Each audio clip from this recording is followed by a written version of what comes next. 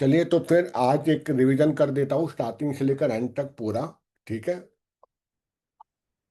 ने स्टार्टिंग में बताया था वैदिक पराशरी हम सीख रहे हैं। ठीक है। इसमें जो जनक देवता है वो है पराशर ऋषि। और वैदिक एस्ट्रोलॉजी 3 पार्ट में डिवाइड किया गया है। सिद्धांत शास्त्र जो मैथमेटिक के ऊपर आधार है। संहिता शास्त्र जो फॉरेकास्टिंग में होता है, और होरा शास्त्र जो बेसिक एस्ट्रोलॉजी है। और वैदिक एस्ट्रोलॉजी को छठा पैर भी मानता है इसका, वेद का। तो हम लोग होरा शास्त्र पढ़ेंगे। उसके बाद आगे जाते हैं। ठीक है। तो मुख्य रूप से 9 ग्रह हैं। सूर्य चंद्र मंगल बुध गुरु शुक्र, शनि, और साथ में राहु केतु उसके छाया ग्रह हैं। तो मुख्य रूप से 7 प्लैनेट्स हैं, और राहु केतु को मिलाते हैं हम 9 प्लैनेट और 12 हाउसेज अरे पर। एक मिनट रुको तो। मेरा ये कैमरा को सीधा मेरा उल्टा साइड दिखा रहा है। है मेरा ऐसा फिर कैसे? कैसे? हाँ, ये देखना ऐसा किधर गया? वो मेरा हाथ से कुछ तो हो गया है। अभी अरे कैसा करने को हाँ इसको हाँ, ये रेयर कैमरा ओपन हो गया है तो हाँ। अपना फ्रंट कैमरा ओपन हो गया है इसका, सेल्फी वाला। कुछ भी नहीं हो रहा है, वो मैं टैप कर रही हूँ तो। लैपटॉप है मोबाइल है? मोबाइल मोबाइल दिख रही है। मोबाइल। हाँ हाँ। आ, अरे यार, क्या करूँ इसको? एक मिनट वेट। बिना हाँ, लॉग आउट करके लॉग इन आया आया करो। आया आया आया आया। आ गया आ गया, हाँ चलो चलो, बढ़िया बढ़िया बढ़िया। ठीक है। हाँ। चलो अभी तो आज रवि भाई भी अपने साथ में है, चलो बढ़िया है। ठीक है। अरे तो वाह। 9 प्लैनेट्स है। एक वापस स्नैपशॉट में वैदिक पाराशरी है, 9 प्लैनेट्स और 12 जोडियक साइन। इसी के ऊपर पूरा खेल है। नक्षत्र भी इसमें होता है, लेकिन मैंने नक्षत्र इतना सीखा नहीं है ऑनेस्टली। वो केपी पद्धति में नक्षत्र के ऊपर आधार ज़्यादा किया जाता है। पर इसमें भी आपको मैक्सिमम मिल जाएगा, क्योंकि मेरे साथ में भी दो लोग हैं जो केपी में ज़्यादा उस्ताद है। नैना जानती है उसको, उषा और पिंकी मेरे दो कलीग हैं। They are senior to me. लेकिन मुझे नहीं समझ में आता घंटा केपी सिस्टम, जरा भी समझ नहीं आता, क्योंकि इतना उसमें कॉम्प्लिकेशन लगता है। मुझे पाराशरी बहुत सिंपल लगता है, खाली 12 house and 9 planetary system, that's it. और 12 राशि, इसी के अंदर में पूरी खिचड़ी पकती है, तो ये ज़्यादा सिंपल मुझे लगता है। ठीक है। और हम जानते हैं कि जो छाया ग्रह है वो मून का ऑर्बिट पर जो पॉइंट आते हैं इंटरसेप्शन के, वही छाया ग्रह राहु केतु बन जाता है। ठीक है। और ये चार्ट पद्धति है, वैदिक चार्ट है, ईस्टर्न चार्ट है, northern and southern chart. For Renu can Bina southern chart ज़्यादा समझ में आता है। बाकी हम तीनों के लिए नॉर्थ चार्ट हमको ज़्यादा सही में लगता है। ठीक है। और ये 12 राशि है, उसके नंबरिंग भी दिए गए हैं उसी क्रम से। मेष राशि एरस कहता है 1 नंबर राशि। वृषभ है 2 नंबर राशि। मिथुन है 3 नंबर राशि। चौथे नंबर की राशि कर्क।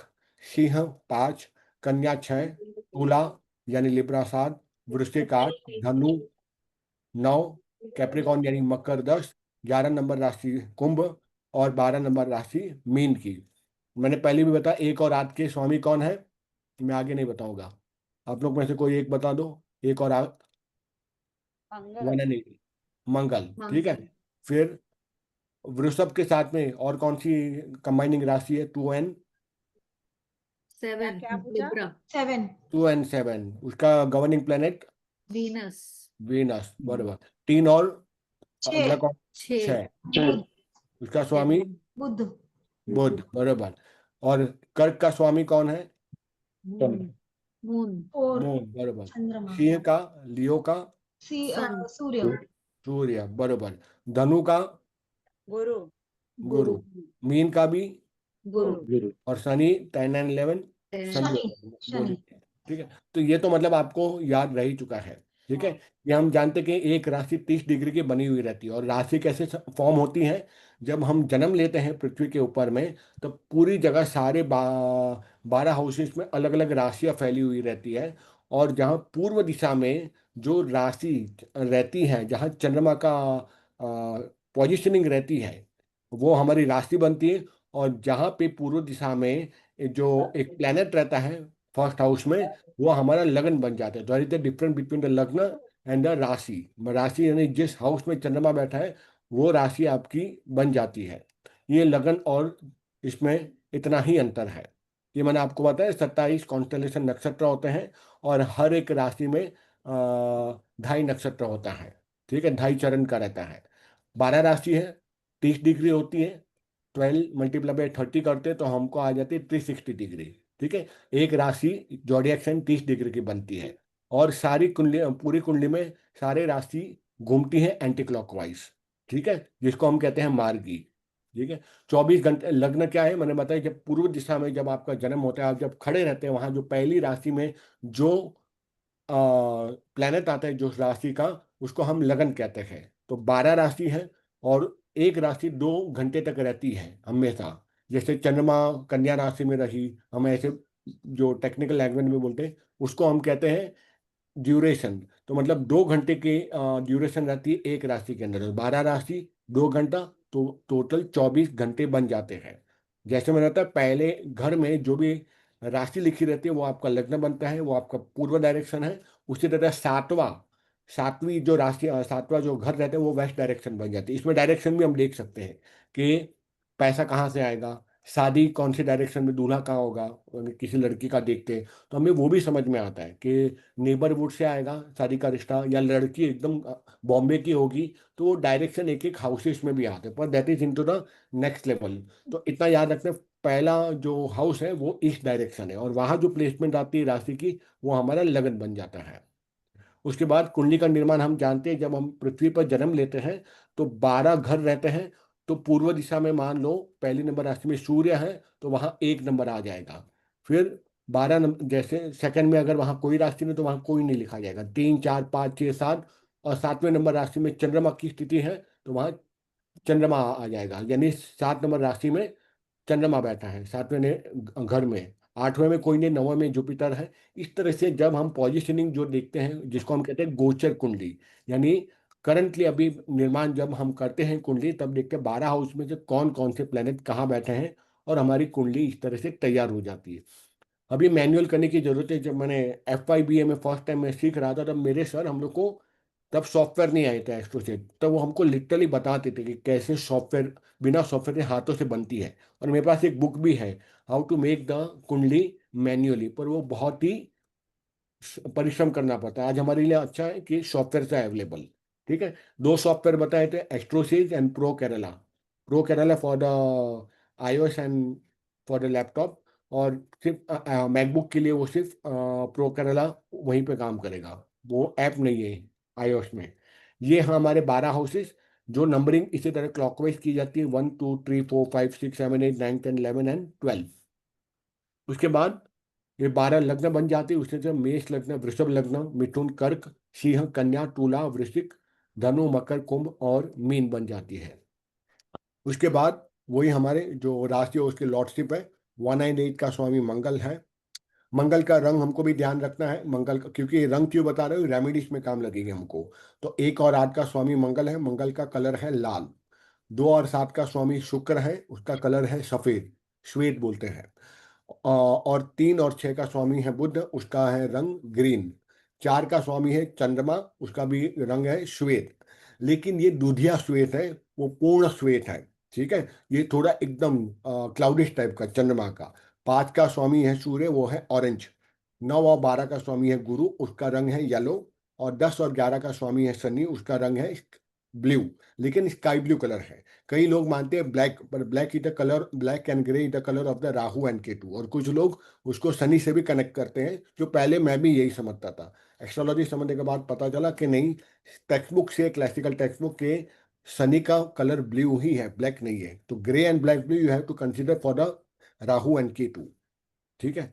और अगर आपको इसमें ये भी जानना है तो मंगल का डायरेक्शन आ जाता है साउथ, शुक्र का डायरेक्शन आ जाता है north east, sorry south east. Budh का डायरेक्शन आ जाता है नॉर्थ। चंद्रमा का डायरेक्शन आ जाता है north west, if you want to write down. सूर्य का डायरेक्शन आ जाता है ईस्ट में। गुरु का आता है नॉर्थ ईस्ट में। शनि का आता है वेस्ट में। और राहु केतु लास्ट में बचे, उसका आ जाता है साउथ वेस्ट में। ये हमको specially it good for the vastu people, क्योंकि हम लोग को जहाँ कुंडली और वास्तु दोनों को कनेक्ट करना पड़ता है, तो वहाँ देखा जाता है कुंडली से भी आप जान सकोगे जो दोष वन और 3 वास्तु, क्या आप वास्तु दोष पता कर सकते हो बेस्ड ऑन द सर्टेन वापस बोल सकता है कॉम्बिनेशन। क्या? वापस बोल।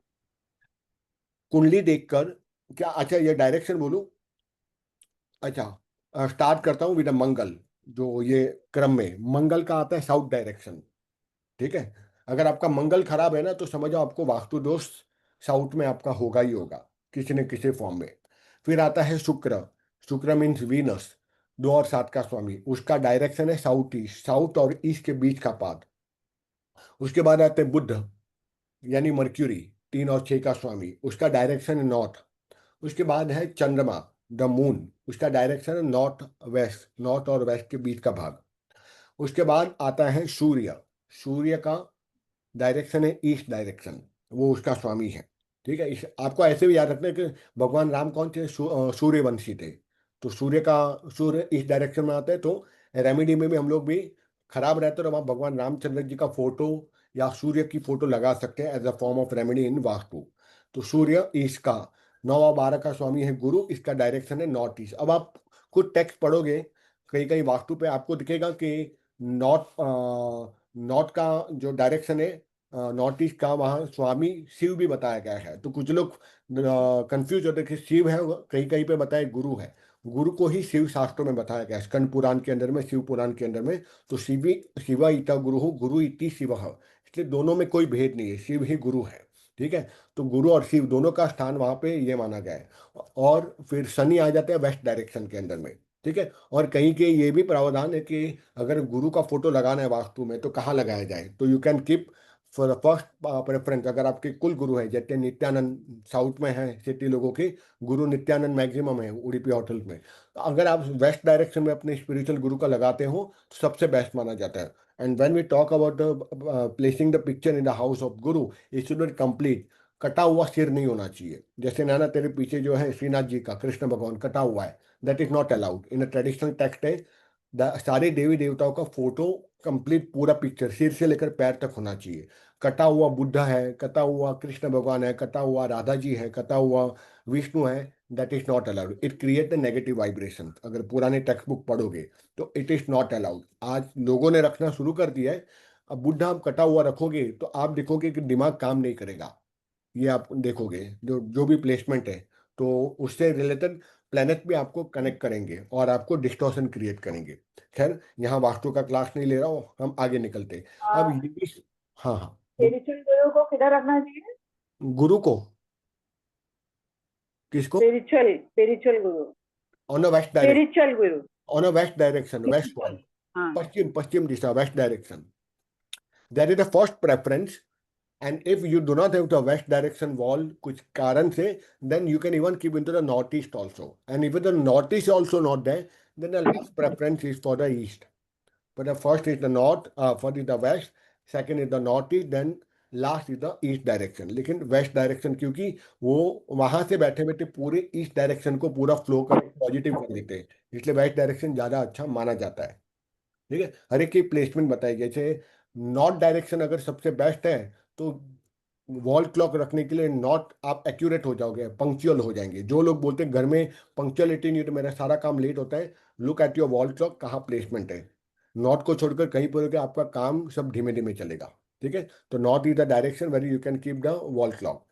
चलो हम अब जाते हैं प्लैनेट और उसकी जो उच्च और नीच की अवस्था जो है। सूर्य है हमेशा मेष राशि में, वहां पे उच्च का रहता है, और उससे 7 आगे जाओगे तो तुला राशि आ जाएगी।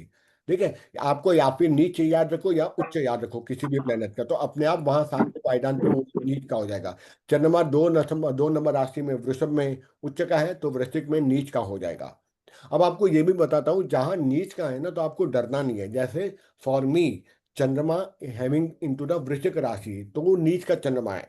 तो इन लोगों का माइंड जल्दी करप्ट बन सकता है, पर अगर वो स्पिरिचुअली इंक्लाइन हो जाते हैं ना, या उस प्लेनेट के मंत्र जाप करते हैं ना, या मेरे केस में मम्मी की ज़्यादा ज़्यादा सेवा करेंगे या मदर फिगर की, या सारे वुमेन्स को मदर फिगर देखेगा, तो उसका चंद्रमा उसको मैलिफिक नहीं कर पाएगा। ऑलरेडी मैलिफिक तो है ही वृश्चिक राशि में 8 का। ठीक है, तो वहाँ इन लोग की पॉसिबिलिटी हाई है। पर अगर ये लोग स्पिरिचुअली इंक्लाइन नहीं हुए, बहुत मटेरियलिस्टिक रहे, या वृश्चिक का चंद्रमा है, तो ये बहुत हाई पोजीशन, हाई चांसेस है कि ये लोग जल्दी से जल्दी डिप्रेशन में जाएंगे, जल्दी इनका माइंड करप्ट हो जाएगा, जल्दी ये ब्लैक मैजिक की तरफ चले जाएंगे, और जल्दी ये लोग तंत्र मंत्र के चक्कर में आ जाएंगे, और जल्दी से ये लोग क्या बोलते हैं सुपरस्टिशन में चले जाएंगे। तो ये हर एक का एक बैकअप रहता है, वो है स्पिरिचुअलिटी। तीसरा है मंगल। मंगल 10 नंबर राशि में उच्च का है, या फिर आप ऐसे याद कर सकते हो, सूर्य 1 7, जिसे 12 बार आप बोलोगे, सूर्य 1 7, मून 2 8, मंगल 10 4, बुध 6 12, गुरु 4 10। इस तरह से भी आप नंबर याद रखोगे तो अपने आप आपको भी याद रह जाएगा। 3 या 4 बार, 10 बार आप डेली याद करोगे खाली, तब भी आपको याद आ जाएगा कि शुक्र मीन लग्न में उच्च का है, कन्या में नीच का है, शनि 7 में इसमें, और मेष में तो आपको याद ही रहना चाहिए, क्योंकि मेष से मंगल, और मंगल का स्वामी अग्नि, तो सूर्य भी क्या है, सूर्य भी अग्नि है। ठीक है, इसलिए शनि की सूर्य के साथ में कभी नहीं जमती, वो एनिमिक हो जाते हैं। ठीक है, राहु केतु 2 और 3 नंबर राशि में उच्च के हैं, और धनु और वृश्चिक में यानी 8 और 9 में नीच के हैं। वही उल्टा हो जाता है केतु के लिए, केतु 8 9 में उच्च के हैं, और 2 और 3 के अंदर में वो नीच के चले जाते हैं।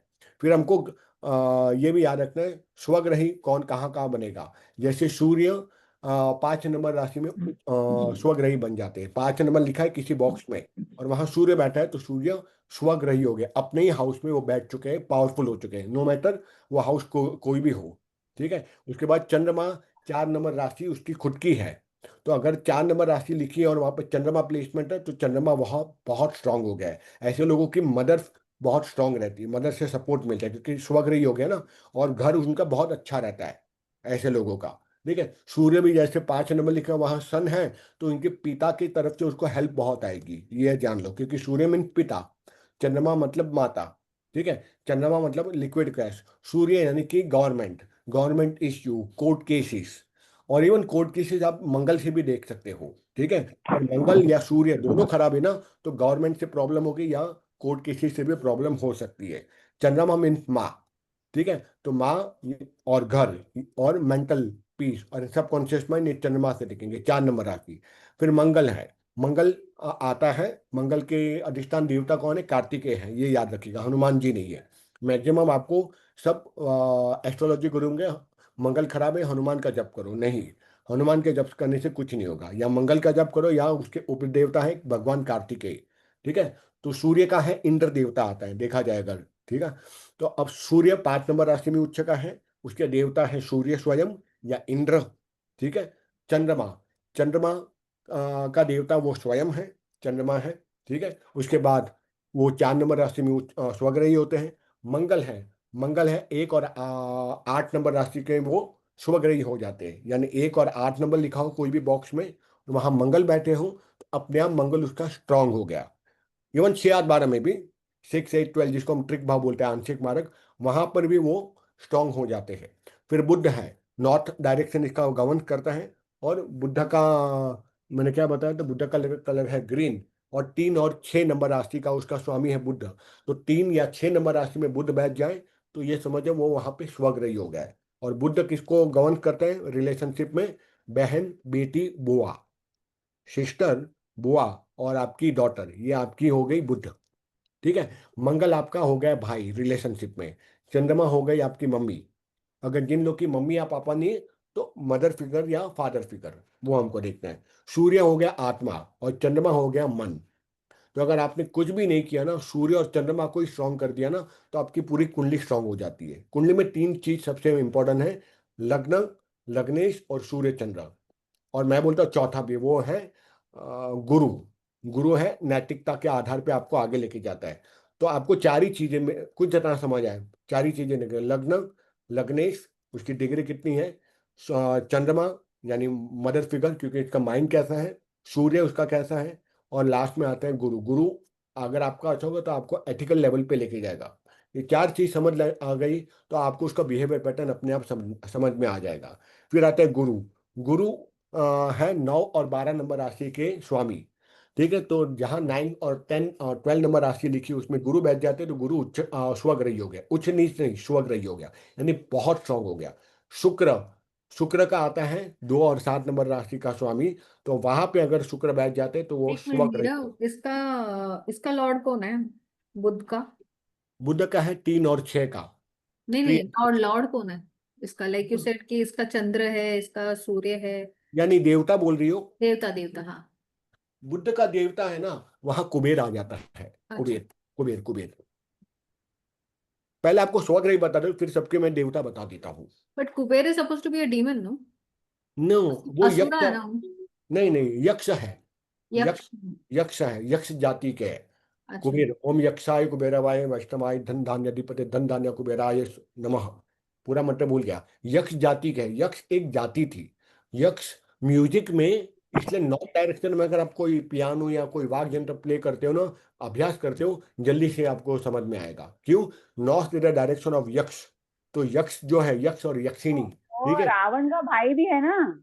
नहीं, रावण का भाई नहीं है, नहीं रावण का भाई नहीं है। रावण का सगा भाई है वो। यम रावण का और सगा, यामी का बेटा बच्चा है।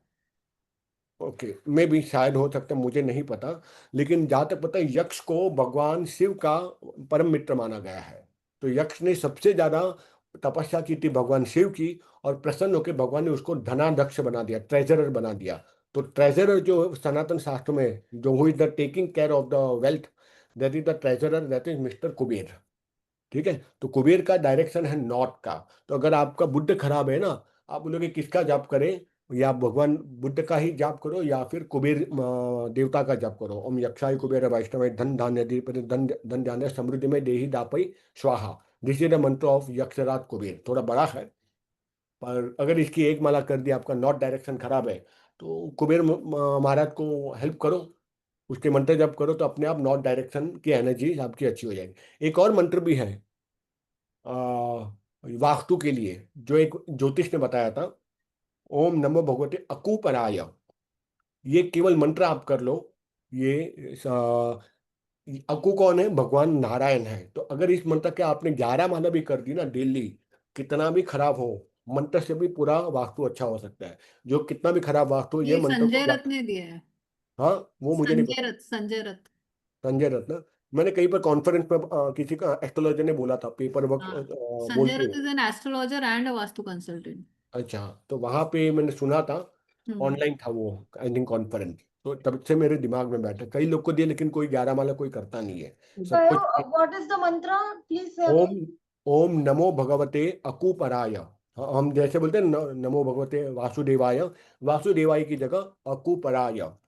ये वैदिक वास्तु का मंत्र है, जहाँ पे केवल एक माला या 11 माला आप करोगे, तो कितना भी गंदा वास्तु हो, जब तक आप उस वास्तु में निवास करते हो, तब तक इसकी 11 माला नित्य करते रहो।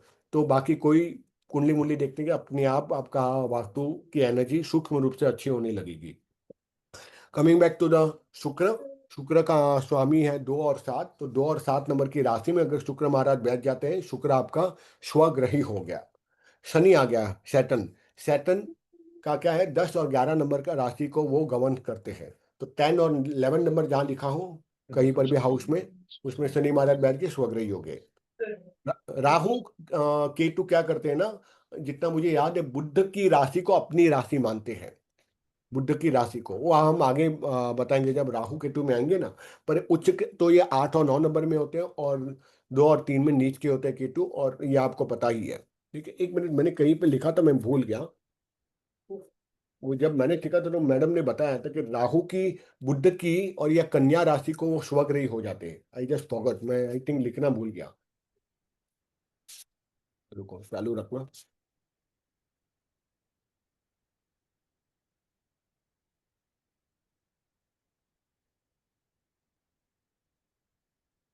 हाँ, राहु 6 नंबर की राशि को, बुद्ध की दूसरी नंबर राशि यानी 6 नंबर की राशि को अपनी राशि मानता है। तो वहां वो कन्या राशि में 6 नंबर राशि में स्वग्रही बनेगा राहु। यहाँ पर ये 2 और 3 में उच्च है, लेकिन 6 नंबर राशि में राहु स्वग्रही बनेगा। ठीक है। और हाँ, और जो केतु है, केतु केतु केतु केतु केतु का मैं भूल गया। इतना पता है कि राहु 6 नंबर राशि में उच्च का स्वग्रही बन जाता है, 6 नंबर राशि में। ठीक है। जैसे बुद्ध भी, क्योंकि बुद्ध की कन्या राशि को अपनी राशि मानता है राहु, तो वहां वो स्वग्रही बन जाएगा। हाँ, बस ये पक्का है। केतु का मुझे नहीं पता यार, केतु का मैंने लिखा भी नहीं है साला। ठीक है। चलो यहाँ तक, फिर हम आगे बढ़ते हैं। ठीक है। ये है 12 भाव और उनके छोटा छोटा ग्लिम्स। यहाँ से मस्तिष्क हम देखते हैं, तन भाव यानी अपना तन, बॉडी भी देखते हैं, हमारा ब्रेन, ये कपाल, ये देखते हैं। ठीक है, फिर हम वहाँ से हम हमारी पूरी पर्सनालिटी को देखते हैं, ताया जी को भी देखते हैं रिलेशनशिप में। फिर हम सेकंड हाउस में आते हैं, तो वहाँ से धन भाव और धनु भाव भी बोलते हैं या धन भाव बोलते हैं, इसको कुटुंब भाव भी बोलते हैं, बिकॉज सेकंड हाउस से हम अपना ये हमारा फैमिली, जो पिता की फैमिली है, फादर की, वो देखते हैं। ठीक है, और छठे भाव से हम माँ की फैमिली को देखते हैं, ननिहाल जिसको हम बोलते हैं, सिक्स हाउस। लेकिन फादर की फैमिली को हम कहाँ से देखते हैं? सेकंड हाउस से देखते हैं। वहां से हम वाणी भी देखते हैं, या कम्युनिकेशन, क्योंकि बुद्ध उसका अधिष्ठान देवता है का। ठीक है, तो इसीलिए धन भाव, धन देखेंगे, कुटुंब देखेंगे, कम्युनिकेशन देखेंगे, आप अपना पिता की साइड की फैमिली देखेंगे, और क्या दिखता है सेकंड हाउस से? सेकंड हाउस से आप दाहिना कान देखते हैं, दाहिना आंख दिखती है। ठीक है, और हाँ, ये दिखता है। उसके बाद तीसरा भाव आता है पराक्रम भाव। यहाँ से आप अपने छोटे भाई बहनों को देखते हैं। ठीक है, यहाँ आप अपने नेबर को भी देखते हैं, नेबर सेकंड हाउस से भी देखा जाता है। और थर्ड हाउस से हम देखते हैं सोशल कनेक्शंस, और नेबर भी देखते हैं सेकंड हाउस से। और आसपास का माहौल, सराउंडिंग, ये थर्ड हाउस से देखते हैं। आप कितना एक्शन ओरिएंटेड हो जाओगे, पराक्रम, आपका एक्शन कितना होगा, क्योंकि ये मंगल का भाव माना जाता है, पराक्रम, मंगल पराक्रमी देवता है। तो मंगल का कहीं ना कहीं यहाँ कनेक्शन भी बनता है। सोशल नेटवर्किंग से आपसे कैसे रहेंगे, आज की बात में सोशल मीडिया जो है वो भी थर्ड हाउस से भी देखा जाता है। और छोटे भाई बहन, ये हम देखते हैं, भ्राता यानी भाई को बोलते हैं, तो वो हम थर्ड हाउस से देखेंगे। फिर हमारा फोर्थ हाउस आ जाता है सुख का स्थान, या मेंटल पीस। ठीक है, मेंटल पीस और सुख, और माँ, माँ भी सुख ही देती है, इसलिए सुख, माता, भवन, बंगला, आपका गाड़ी, घर का वास्तु, ये आपका अपने फोर्थ हाउस से पता चलता है। हाँ मेरा बीना। वेट थर्ड में पराक्रम में तू क्या बोला? Younger sibling only, brothers brothers, brother, brothers, नहीं आ रहा है ना उसमें? सिस्टर नहीं, सिस्टर नहीं। हाँ। ठीक है, और वहाँ से एक्शन, मंगल, मंगल का एक्शन। फिर सोशल मीडिया मार्केटिंग हम वहाँ से देखते हैं, सोशल नेटवर्किंग, आपकी नेटवर्क कितनी बड़ी होगी, ये आप थर्ड हाउस से समझ में आएगा। ठीक है, आप कितना एक्सट्रोवर्ट या इंट्रोवर्ट हो गए, ये थर्ड हाउस से। मेजरली एक्सट्रोवर्ट होना कि नहीं होना, ये थर्ड हाउस आपको बताएगा। ठीक है, और आपके नेबर्स सेकंड हाउस से भी देखते कुछ लोग, और थर्ड हाउस से भी आपके पड़ोसी कैसा रहेगा, ये third house and second house दोनों से समझ में आता है। फिर आपका फोर्थ हाउस से मेंटल पीस, आपकी मम्मी, आपका भवन, आपका फ्लैट, आपकी गाड़ी, आपका मेंटल पीस कैसा रहेगा, यहाँ से समझ में आएगा। ठीक है, और घर का वास्तु।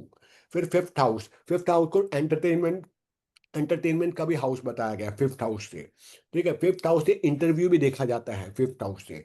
फिफ्थ हाउस से संतान का भाव है, तो वहां से आप, आपकी, आपके बच्चे कैसे रहेंगे, शादी के बाद बच्चे होंगे कि नहीं होंगे, होंगे तो कैसे होंगे, ये पता चलेगा। ये विद्या का भी स्थान है, तो आपकी नॉलेज, आपकी नॉलेज कितनी है आपकी फील्ड की, ये देखा जाएगा। यहाँ सेकेंडरी एजुकेशन भी देखा जाता है, और प्राइमरी एजुकेशन सेकेंड हाउस से देखा जाएगा, ये आप याद रखिएगा। तो second house also come into the primary education, and fifth house is things for the secondary education। आपका 10th या 12th तक का जो एरिया आ जाता है, 10वीं 12वीं बोर्ड एग्जाम, वो हम फिफ्थ हाउस तक देखेंगे। और कहीं कहीं पे ग्रेजुएशन भी हम बोल सकते हैं, ग्रेजुएशन तक आप यहाँ तक देख सकते हैं फिफ्थ हाउस में। और आपका जो पीएचडी लेवल है वो आप नाइन्थ हाउस से देखते हैं। तो primary education second house, graduation या secondary education from the fifth house, and the PhD, MPhil, higher education जो बोलते हैं ना, वो हम नाइन्थ हाउस से देखते हैं, जो भाग्य और धर्म का स्थान माना गया है। तो ये हम देख लिए। और प्रेम का भी स्थान फिफ्थ हाउस माना जाएगा, तो फिफ्थ हाउस से। नाईटला का काय पार्टी? क्या रवि भाई? नाही नाही बरोबर आहे. हाँ, फिफ्थ हाउस से प्रेम, प्रेम, प्रेमिका, आपका लव अफेयर, आपका लव मैरिज होगा कि नहीं होगा, ये भी आप मतलब connection with the seventh house, वो कॉम्बिनेशन भी देखते हैं। पर ये यानी कि love, lover, love marriage, entertainment, secondary education up to graduation, संतान आपके, लड़के लड़कियां, लड़का होगा या लड़की होगी, ये भी पता चलता है। ठीक है, वैसा अगर देखा जाए, first child is seen from the fifth house, second child is seen from the seventh house, and third child is seen from the ninth house। एक ऐसे एक लाइन ही खींच ली है भाग्य। अगर आप ये नॉर्थ कुंडली देखोगे ना, तीसरे तीसरे भाव से हम आगे बढ़ते हैं, तो संतान भाव से 3 कदम आगे बढ़ोगे, fifth house is the first step, second house, 6th house जैसे सेकेंड स्टेप, और थर्ड स्टेप पे आप गए तो 7th भाव आ गया, यानी कि 7th हाउस मैरिज को हम देखते हैं, लेकिन वहाँ दूसरा चाइल्ड देखते हैं। फिर वहां से 3 कदम आगे बढ़े तो आपका भाग्य स्थान आ गया, तो वहां से तीसरी संतान हम देखते हैं। ठीक है, थोड़ा अभी वहां नहीं जाते, अभी अच्छा, इसमें। एक एक मुझे क्वेश्चन पूछना था। If a person has an abortion, it is considered as a first child? आ, अगर पहली बार एबॉर्शन हुआ है तो 5th हाउस देखेंगे। सो मल्टीपल, अभी जो आईवीएफ करते हैं या कुछ हाँ, तो ये वहां पे करते हैं। आपको देखना पड़ेगा। अगर उसको बोले कि कौन सा एबॉर्शन है, ठीक है, अगर बोले ये तीसरी बार एबॉर्शन हुआ है, तो हाँ। मतलब वो तीसरा, भले वो मर चुका है गर्भ के अंदर में, पर वो भी यहीं पे आएगा भाग्य स्थान पे। अगर तीसरी बार एबॉर्शन हुआ है तो हम इसको भाग्य स्थान से कनेक्ट करेंगे। ठीक है, तो एबॉर्शन तो महापाप, महापातक कर्म कहा गया है। ऐसे लोगों को नेक्स्ट बर्थ में अगर जो एबॉर्शन कराती है, ठीक है, तो उनको अगली बर्थ में चाइल्ड नहीं मिलता, दे आर द नहीं, child. no, there is a difference between abortion and miscarriage. हाँ, मिस कैरेज अलग बात Abortion है, खुद करता है, miscarriage is by nature, by default हो जाता है। by एबॉर्शन तो, nature. हाँ, एबॉर्शन तो अंदर खुद मार ही डालते हैं, जो कि गलत है। ठीक है, पर अगर एबॉर्शन, मिसकैरेज भी अगर देखेंगे, जितना मैं समझ गया, you can seen from the 5th house miscarriage जो है। और 7th को भी कनेक्ट करेंगे, क्योंकि अगर हम उसमें देखते हैं ऑर्गन्स के अंदर, मैंने आप लोग को बताया था, तो 7th में हम रिप्रोडक्टिव ऑर्गन्स भी आता है, यूट्रस भी आता है वहां पे। ठीक है, तो you have to connect the both the part, the 5th and 7th को। ठीक है, लेकिन अभी के लिए हम जब एक एक जगह पे जाते हैं, ये 5th हाउस हो गया, 6th हाउस में हम देखते हैं रोग, ऋण, रिपु। रोग यानी एलिमेंट देखेंगे, रिपु यानी कि शत्रु, रोग और ऋण और रिपु, रिपु को बोलते हैं शत्रु, आपके राइवल्स, आपके एनिमीज, और आपके रोग, और आपका ऋण, ऋण यानी कि आपका डेप्थ। ठीक है, डेप्थ चाहे एंसेस्टर को आपका खुद का बनाया हो, चाहे लोन का हो, ईएमआई से लिया हो, ये हम यहाँ से देखेंगे। दूसरा ननिहाल, मम्मी के तरफ के जो रिश्ते नाते हैं ना, ननिहाल जिसको बोलते हैं, वो भी 6th हाउस से हम देखेंगे। 6th हाउस से हम कंपटीशन भी देखते हैं, कंपटीशन जो होता है ना। अब कोई बोला कि यार नैना मुझे ये बताओ कि मैं एग्जाम में, कल टीसीएस में मैंने एग्जाम इंटरव्यू दिया तो पास होगा कि नहीं। तो नैना को 5th हाउस और 6th हाउस दोनों देखना पड़ेगा। 5th house is for the interview and 6th house is for the competition. कोई बोलता है मैं यूपीएससी में अभी एग्जाम दिया है प्रीलिम्स का, यूपीएससी में 3 पास। ननिहाल यानी मम्मी का साइड का रिलेटिव्स। मम्मी का, हाँ, ननिहाल मतलब मम्मी के साइड का। ठीक है, उसको ये थोड़ा प्योर हिंदी, यार क्या करे, जय जिन्हें इतना प्योर हिंदी बोलते हैं कि भाई मेरे दिमाग में वही फिट बैठ चुका है, ऑलरेडी बुक्स भी सब हिंदी में ही है ऑकल्ट की। तो ननिहाल, रोग, ऋण, शत्रु, कंपटीशन, और क्या देखते हैं, इंश्योरेंस भी शायद देखते हैं। इंश्योरेंस या 6th या 8वें भाव से देखते हैं, मैं थोड़ा भूल गया। इंश्योरेंस भी देखते हैं हम 6th या 8th हाउस से। इंश्योरेंस है बराबर, उसने बोला था ना उपाय में इंश्योरेंस खरीदने के लिए। हाँ, मैंने बोला था एक बार। हाँ, तो इंश्योरेंस भी 6th हाउस से हम देखते हैं। फिर हम आते हैं, फिर हाँ, शत्रु पर हम कितने विजयी, हम शत्रु के ऊपर कितने हावी हो जाएंगे, युद्ध, युद्ध भी हम देखेंगे यहाँ पे 6th हाउस से। ठीक है, और हम अपने शत्रुओं पर कितने हावी होंगे, हम कितने डोमिनेट करेंगे, ये भी 6th हाउस से पता चलेगा। ठीक है, कोर्ट केसेस, ये भी हमको 6th हाउस से और 12th हाउस से भी समझ में आएगा, 6th एंड 12th। ठीक है, court cases 6th and 12th साम सामने है ना, दोनों 180 डिग्री पे। ठीक है, फिर आता है 7th हाउस। 7th हाउस ये हमारे लाइफ पार्टनर का, हमारे स्पाउस का, हमारे बिजनेस पार्टनर का भी, हमारा रेगुलर इनकम भी, और हमारा पैसिव इनकम भी। Regular income, passive income, extra income, reproductive organs भी वहाँ आ जाते हैं। ठीक है, और यहाँ पे बिजनेस देखेंगे, लाइफ पार्टनर देखेंगे, बहुत सारी चीज़ें यहाँ से देखते हैं। ठीक है, और आपका जो पार्टनर होगा ना, उसका बिहेवियर पैटर्न, आपके स्पाउस का बिहेवियर पैटर्न, ये भी आपको 7th हाउस से समझ में आ ही जाएगा। ठीक है, उसके बाद आता है 8वां भाव, 8th। इसको मृत्यु स्थान माना गया है, ये ऑकल्ट का स्थान भी माना गया है, ये सीक्रेटिव स्थान भी माना गया है। तो यहाँ क्यों सीक्रेटिव रिलेशनशिप, गुप्त रिलेशनशिप, आपके एक्स्ट्रा मैरिटल अफेयर्स, यानी गुप्त शत्रु।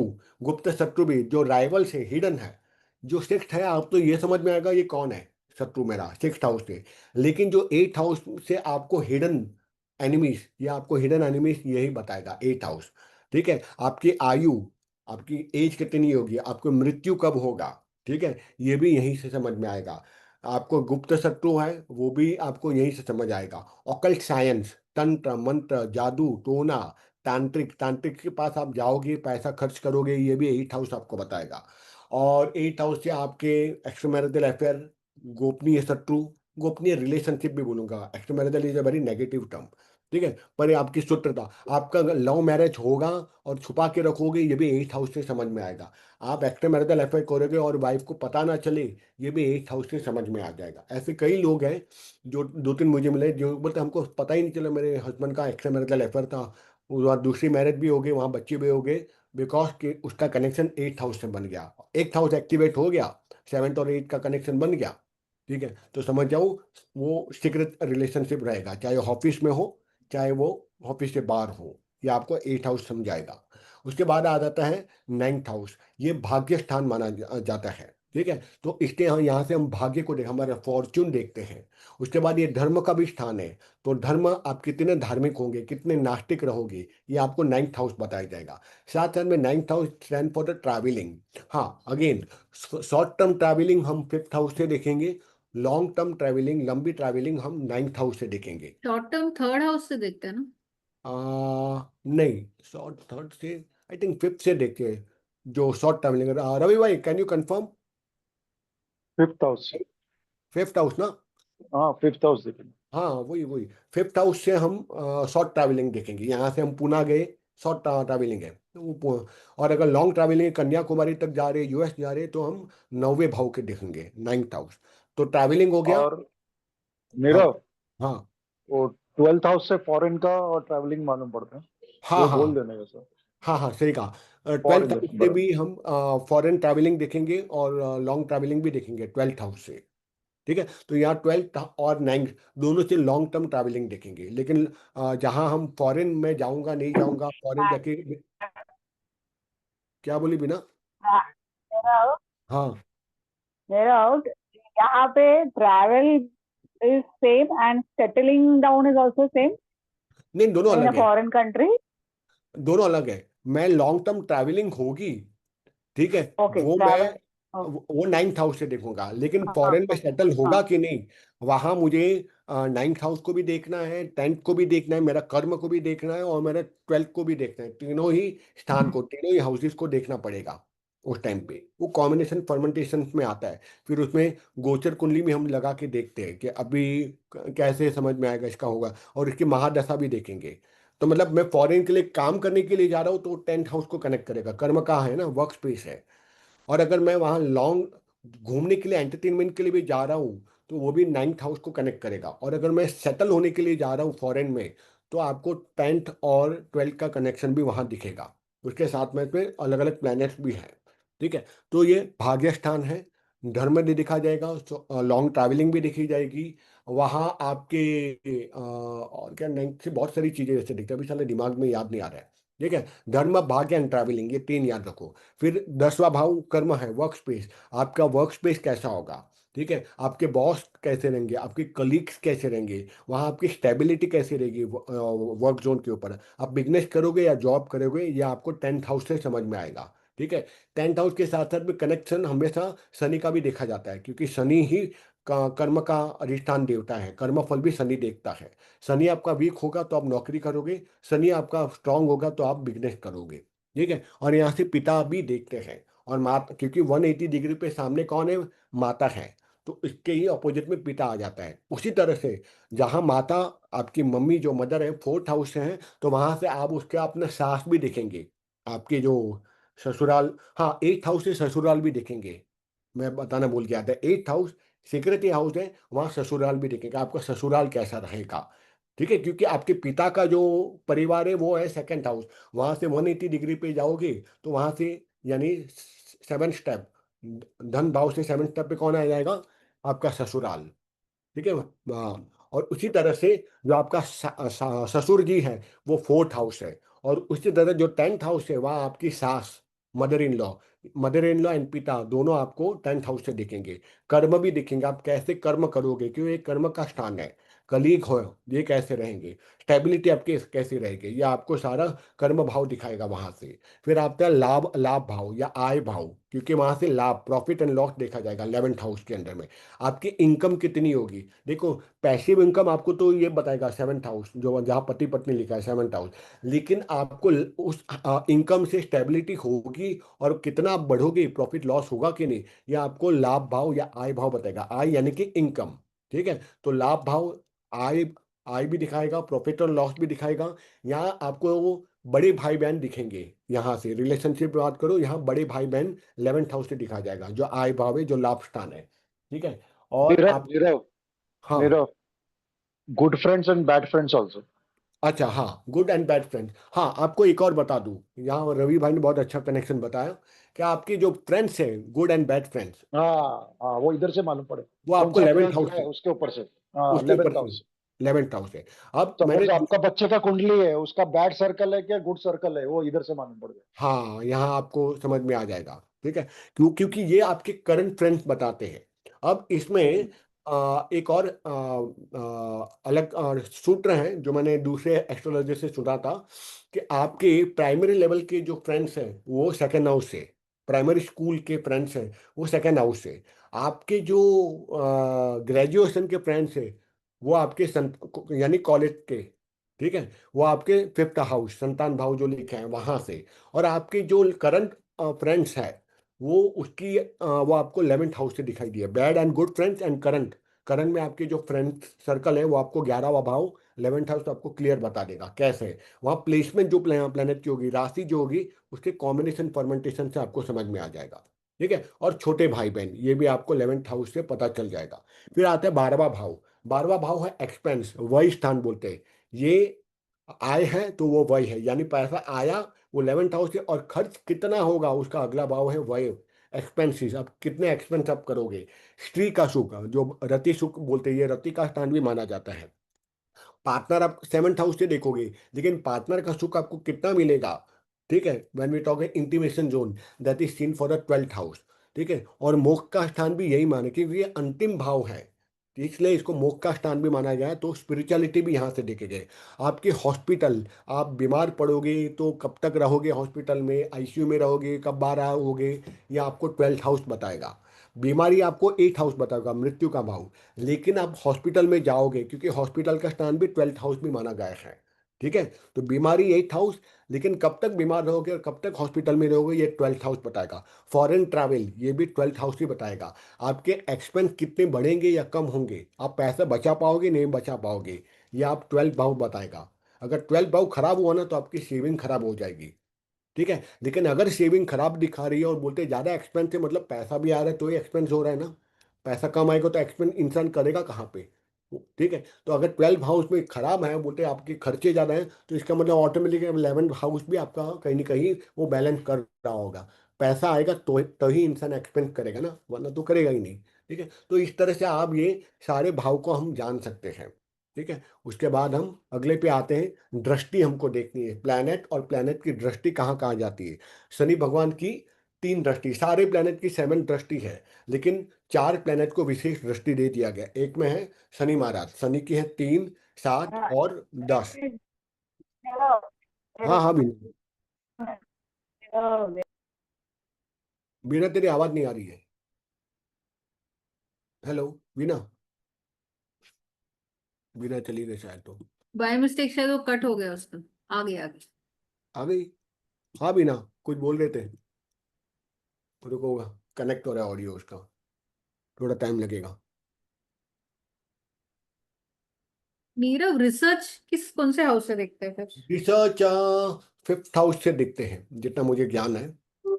रिसर्च एंड, हाँ जी 15 मिनट, रिसर्च हम 5th हाउस से देखते हैं। ज्ञान ना, नॉलेज है, हाँ हाँ। नॉलेज है। तो आपको रिसर्च डेवलपमेंट के लिए, R&D के लिए यहाँ से देखना पड़ेगा। पर उसका फायदा कब होगा, हाँ, वो आपको 11th हाउस ओके। के सामने ही चले जाता है 180 डिग्री पे। तो R&D आप करोगे, ठीक है, लेकिन वहां से फायदा होगा कि नहीं, तो आपको 11th हाउस देखना पड़ेगा। मैं रिसर्च डेवलपमेंट में तो अच्छा हूँ, लेकिन R&D करूंगा, अच्छा एनालिस्ट बनूंगा, उससे फायदा होगा कि नहीं, तो उसका फायदा 11th हाउस देंगे, क्योंकि उसके 180 डिग्री पे ही उसका सामने नेबर बैठा है, बीना, कुछ पूछना था? पता नहीं, बीना एकदम कनेक्ट हो ही नहीं पा रही उसका ऑडियो। हम आगे निकलते हैं। दृष्टि की जो साइज जाती है, हर ग्रह की 7 दृष्टि रहती है, 7वीं पायदान पे उसकी दृष्टि रहती है। कुछ 4 ग्रहों को, राहु केतु गुरु और मंगल, ठीक है, गुरु शनि राहु केतु इन और मंगल, इन 5 ग्रहों को विशेष दृष्टि दी गई है। शनि का है 3, 7 और 10, ठीक है। और उसके बाद हम आते हैं अगले पे, वो है गुरु देवता, गुरु जी भी हैं। गुरु और राहु और केतु तीनों का सेम है, 5799, 5वीं दृष्टि, 7वीं दृष्टि और 9वीं दृष्टि, ठीक है। उसके बाद आते हैं मंगल देवता। मंगल महाराज का में 4थी, 7वीं और 8वीं दृष्टि। और अंतिम में राहु केतु। राहु केतु भी आप जानते हैं सेम गुरु की तरह है, 5, 7 एंड 9। ये भी आपको डेली आपको खाली मगअप करना पड़ेगा या दिमाग में रखना ही पड़ेगा। उच्च नीच में मैं भी कभी कभार भूल जाता हूँ, स्वग्रही तो मुझे याद है, लेकिन ये तो आपको पता ही होना कि बाकी सारे ग्रह 7th हाउस पे अपनी दृष्टि डालते हैं। सूत्र है उच्च और नीच का, ठीक है। ये बता दूं या आपको ये पहले बोल दूं, वापस आप लोग बोलो तो? सूत्र एक बार वापस पढ़ लेते हैं उच्च और नीच के बारे में। जब भी कोई ग्रह उच्च का या नीच का होगा, ठीक है, तब वो अच्छा या बुरा फल देगा। उच्च का होगा तो अच्छा फल देगा, नीच का होगा कोई ग्रह तो वो बुरा ही फल देगा, सिंपल है। जब भी कोई स्वग्रही होगा तभी वो शुभ फल ही देगा, क्योंकि वो अपने ही घर में बैठा है ना। जैसे 1 और 8 नंबर वाले हाउस के अंदर में मंगल देवता हो तो मंगल स्वग्रही हो गए, तो वो मंगल अच्छा ही फल देंगे, स्वग्रही होंगे तब। इसका मैंने आपको एक उदाहरण दिया था, जैसे पाकिस्तानी कोई आईएसआई का एजेंट है, इंडिया में आके बॉम्ब ब्लास्टिंग करेगा, सब कुछ करेगा, लेकिन वो अपने घर में पाकिस्तान में जाके कोई बॉम्ब ब्लास्ट नहीं करेगा, वो उसका खुद का घर है ना, तो वहां तो वो अच्छे से ही रहेगा, उसको तो सजाएगा।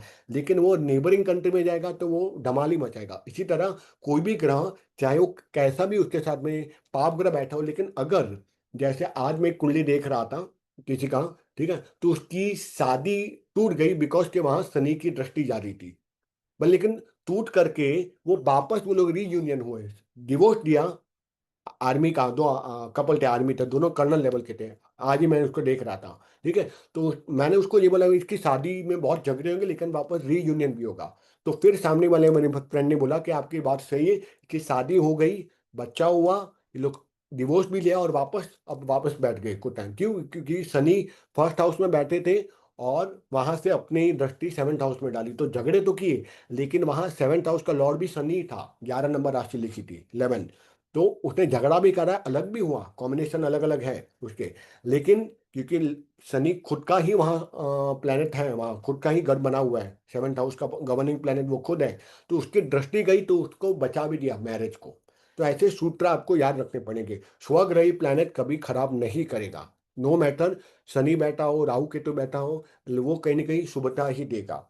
स्वग्रह मतलब अपने घर पे बैठा है।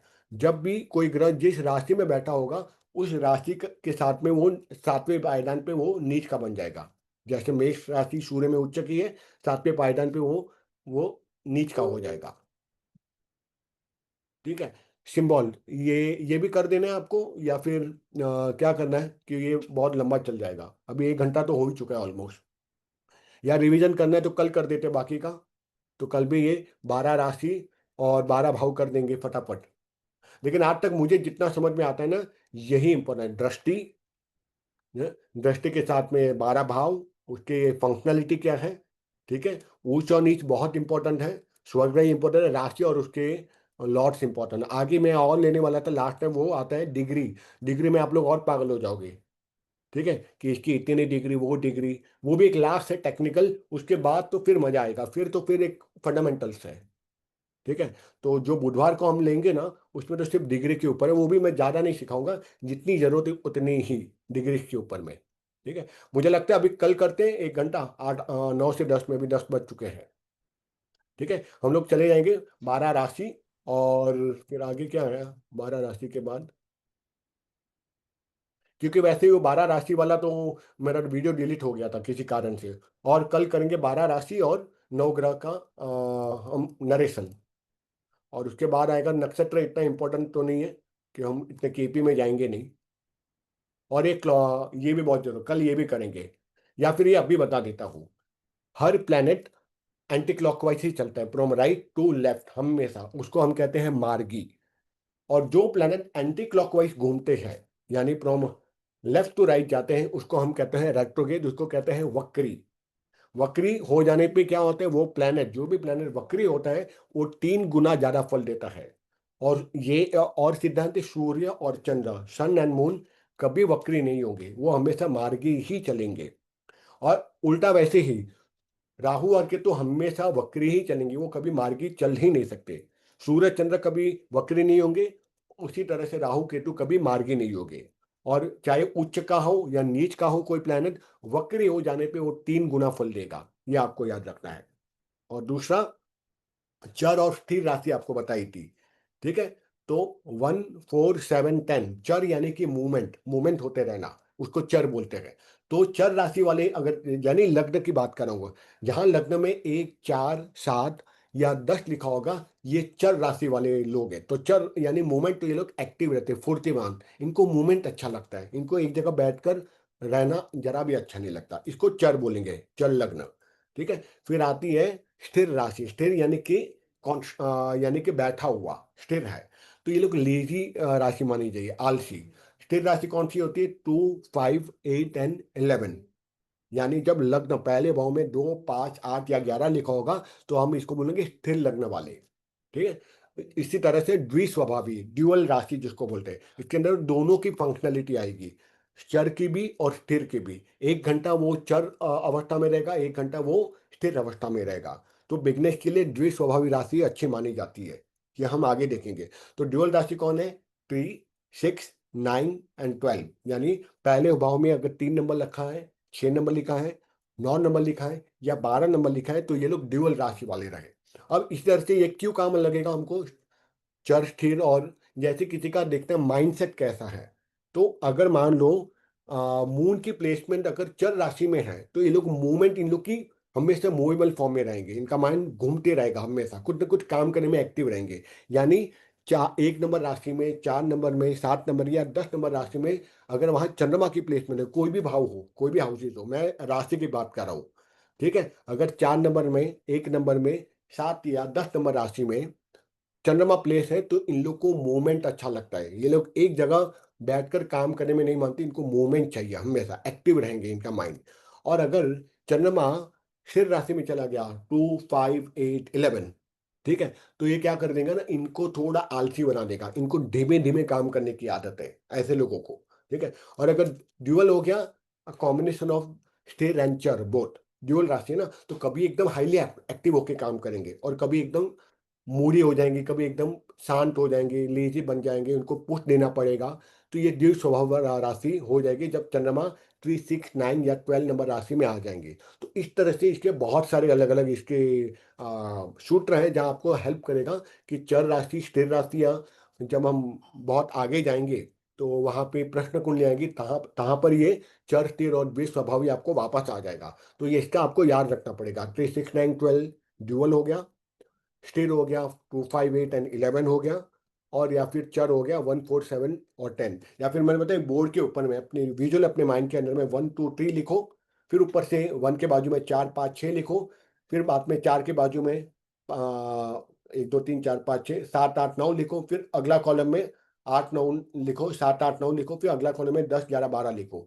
ऊपर का जो पट्टा आ जाएगा वो चर है, बीच वाला स्थिर है, और सबसे लोअर जोन में वो है ड्यूअल राशि। इस तरह से भी आप करोगे ना, तो आपको फिर याद नहीं रखना पड़ेगा 1 4 7 था, 1 4 9 था, मैं ऐसे याद रखता हूँ 1 2 3 लिख दिया एक टेबल के अंदर में, फिर 4 5 6 7 8 9 10 11 12, ऊपर का पट्टा जहाँ आ गया 1 4 7 और 10 का, स्तर है, चर है, स्थिर है और ड्यूअल है, या फिर उसको अपर zone, middle zone, lower zone, वैसे भी आप याद रख सकते हो ग्राफोलॉजिस्ट, ठीक है। आगे क्या था इसमें,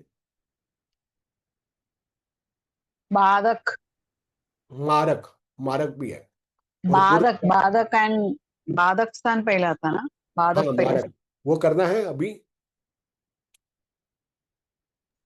कल करें, हाँ कि ना, कल ऐसे करें, मत देखे था, हाँ के ना हो तो बोल, कल हाँ करें, या ना? कर मुझे करना है काले करिए। कल, अच्छा चलो करिश्मा बोलते कल करते हैं। अच्छा लगता है जयेश भाई बुला रहे, डांट पड़ रही ના है। જસ્ટ હમણાં જ આવ્યા જમવાનું બધું समझ गए। चलो चलो, तो फिर कल मिलते हैं 9 बजे, ठीक है? Yes okay bye bye. By